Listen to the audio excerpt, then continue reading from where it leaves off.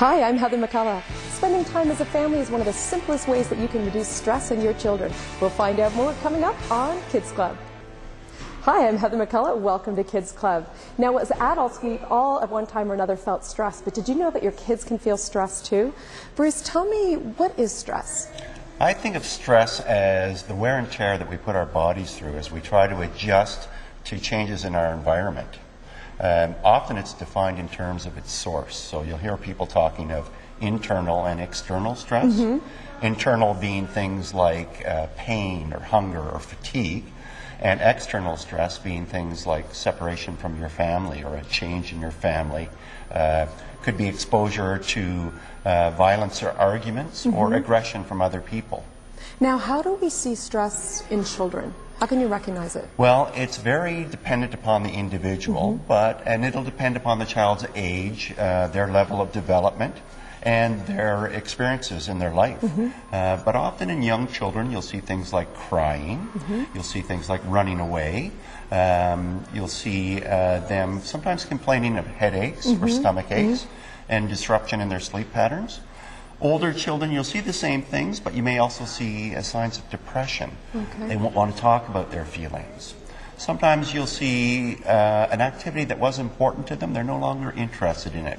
So something like a dance lessons or playing in a hockey league, they may be no longer interested.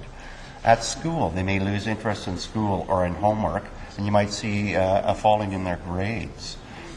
In more serious or extreme cases, you might see them thoughts of death or suicide. Wow, so it can really run the gamut then. Yes, absolutely. So if you start to see some of these things in your children and you recognize that, what are some of the things that that you can do or to help your children deal with their stress? There are lots of things that you can do, and the first thing I would suggest is that you need to monitor the stress in your own life and how you cope with stress.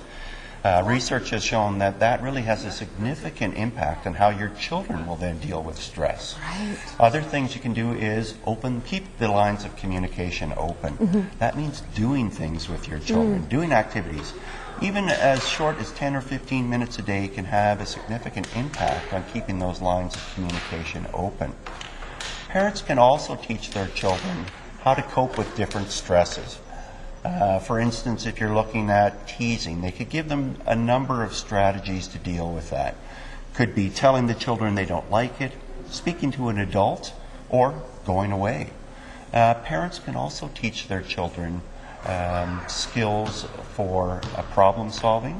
Parents should also be teaching their children ideas about how to deal with stress, tension reduction exercises, and there's lots of simple things that children can do, such as deep breathing, counting backwards, tensing your muscles and then relaxing them.